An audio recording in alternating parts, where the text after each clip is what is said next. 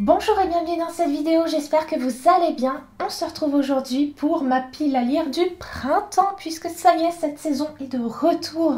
C'est l'occasion de retrouver des petites fleurs partout, de voir la nature qui s'éveille à nouveau.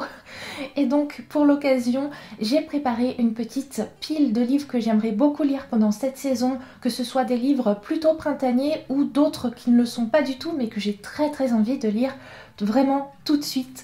Donc je vais vous présenter tout ça. Pour commencer, c'était sans doute le livre que je voulais le plus avoir entre les mains en ce printemps. Et ça y est, je l'ai reçu, je suis trop contente. Pour ce printemps, j'ai prévu de lire Mon printemps cosy de Caroline Millet. Oui, puisque après avoir sorti Mon automne cosy et Mon hiver cosy, cette année on a le droit à Mon printemps cosy. Et vous savez à quel point j'aime énormément ces petits livres de Caro from Woodland. Vraiment, à chaque fois, je me régale en leur compagnie. C'est des vrais coups de cœur.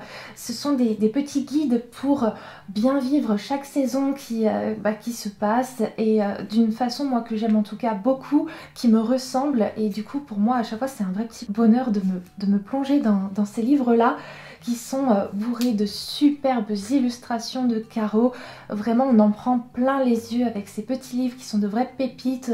Il y a vraiment de tout à l'intérieur. Dans celui-là, c'est tourné forcément autour de la nature, hein, parce que on est au printemps.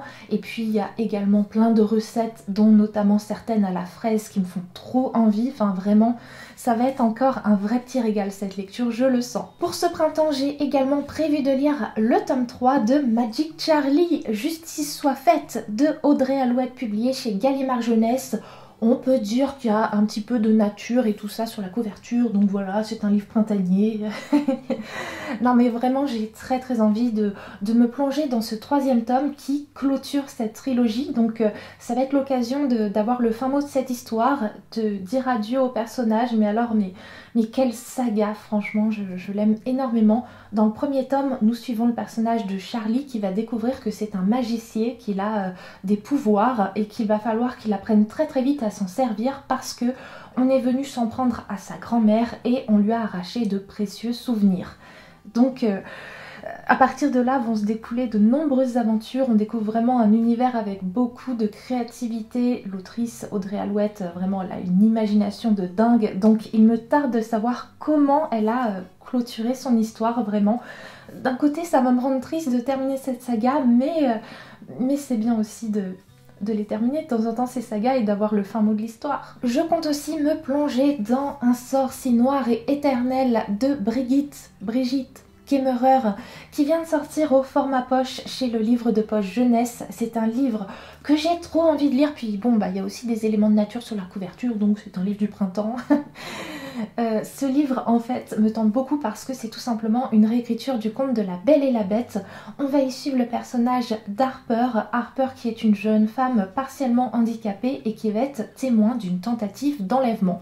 Donc elle va s'interposer, sauf que finalement c'est elle qui va se faire enlever du coup, et elle va atterrir dans un monde de fantaisie en fait, dans un royaume et plus particulièrement dans un château où il y a un prince maudit.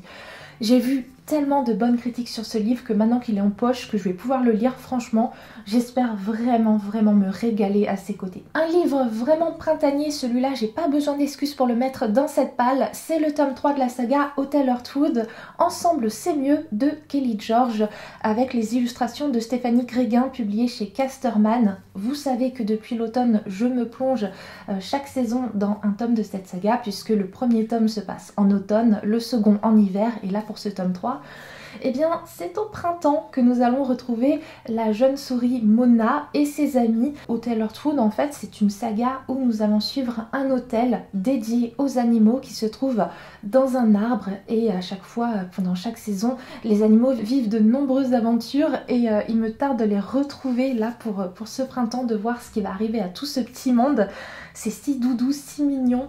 Vraiment la petite lecture qui fait du bien. Je compte également lire pour ce printemps Hour Dark Duet, donc le tome 2 de la saga Monsters of Verity, la suite de This Savage Song de Vi Choi, publié chez Lumen. Là, j'ai pas d'excuses pour sortir ce livre de ma palle et le lire maintenant, si ce n'est que j'ai trop envie d'avoir la suite et fin de cette duologie, parce que j'ai vraiment beaucoup aimé le premier tome, où en fait c'est une sorte de dystopie. Et en fait, des monstres sont apparus à certains endroits de la planète, et c'est le cas notamment sur le grand territoire de Verity, qui est vraiment assez immense et qui est coupé en deux parties, chacune gouvernée par un homme différent. D'un côté, Verity est gouvernée par le père de Kate, qui est donc cette jeune femme qu'on voit ici, et de l'autre côté de Verity, eh bien, c'est gouverné par le père de Auguste, Auguste qui est notre deuxième personnage principal de cette saga, et qui n'est autre qu'un monstre. Donc, vraiment, le premier tome était hyper haletant, hyper prenant. Enfin, j'ai trop hâte de voir ce que l'autrice nous réserve pour cette suite, vraiment, parce que vraiment, rien qu'avec le premier tome, déjà, je m'étais tellement régalée. Dans ma pile à lire printanière, on retrouve aussi cette année How to be a Moonflower, a Field Guide by Katie Daisy, publié chez Chronicle Books, qui n'est autre que la version nuit, on pourrait l'appeler comme ça, du livre How to be a Wildflower, de la même autrice que j'ai mis dans ma pile à lire du printemps l'année dernière justement, et en fait, que ce soit cette version journée que j'avais lue l'année dernière ou cette version nuit, ce sont donc deux livres de Katie Daisy, qui est une illustratrice dont j'aime énormément le travail, qui met énormément la nature au cœur de son œuvre.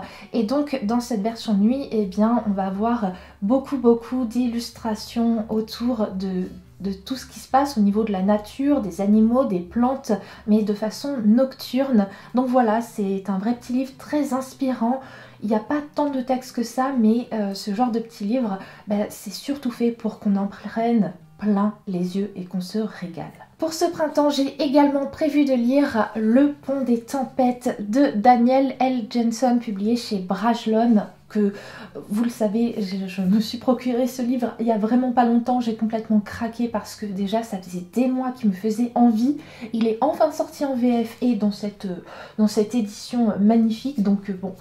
Autant vous dire que certes, il y a des petites fleurs sur la couverture, donc allez, ça fait printemps. Mais vraiment, la vraie excuse, la vraie raison qui fait que ce livre est dans ma pile à lire du printemps, c'est que j'ai pas envie qu'il dorme dans ma pile à lire, j'ai envie de le lire tout de suite. Donc voilà. Dans ce livre, nous allons suivre le personnage de Lara, qui n'est autre que la fille du roi et qui a été entraînée au combat depuis son plus jeune âge, afin que, une fois adulte, eh bien, elle puisse se marier avec le prince ou le roi du royaume voisin. Et en fait, ce royaume voisin, c'est un royaume qui est constitué d'un grand pont, qui est une sorte d'axe commercial. Et donc, le but de Lara, c'est d'épouser le roi ou le prince de ce royaume, afin de fracturer ses défenses et que son père puisse venir attaquer ce royaume. Et donc forcément, vu que c'est un royaume avec tout un axe commercial, c'est assez intéressant pour le roi, le père de Lara. Sauf que tout ne va pas se passer comme prévu, on s'en doute bien, et du coup il me tarde de découvrir un petit peu cette histoire et ce qui se cache derrière ce petit monde et ce royaume pont. J'ai également super envie de découvrir le premier tome de Persona de Yelena, publié chez Hachette Roman, qui m'intrigue tellement parce que ce livre est comparé apparemment à Six of Crows. Donc autant vous dire que quand j'ai entendu ça, je me suis dit « Ah oui, Persona ? What is it? I need to know. » Non mais franchement, ce livre me fait très envie. Alors dans ce roman, en fait, nous sommes dans un monde où certains enfants vont être touchés par la lumière et du coup ça va leur donner un pouvoir magique. Sauf que ces enfants-là sont pas forcément très bien vus par la société, ce qui fait qu'à leurs 18 ans, on leur demande de faire un choix. Soit ils se marient et du coup ils abandonnent leurs dons, soit ils doivent rejoindre le culte de la lumière, mais ils font ainsi une croix sur leur liberté. Et ça, c'est un choix que Andrea n'a pas envie de faire. Elle aime bien, elle veut garder son pouvoir, elle veut garder sa liberté. Et du coup, elle et deux de ses amis, qui ont aussi des pouvoirs, on va faire appel à eux pour une mission, celui de kidnapper le fiancé de la princesse. Donc j'imagine qu'avec ce kidnapping, ça va un peu remettre en question cet univers, ce monde où les pauvres enfants, ces pauvres personas sont hyper mal jugés peut-être. En tout cas, voilà, voir un groupe de personnes qui ont des pouvoirs magiques, ça me tente bien. Et pour finir, j'aimerais beaucoup me plonger dans le roman d'Emmanuel Bourdier, John, publié chez Flammarion Jeunesse, où nous allons suivre le jeune John qui a 11 ans. Et John, il vit à Liverpool, nous sommes dans les années 50, et il touche à tout. Il s'intéresse à beaucoup de choses, mais il aime vraiment les arts. Et sa vie va être complètement bouleversée le jour où il va découvrir la musique.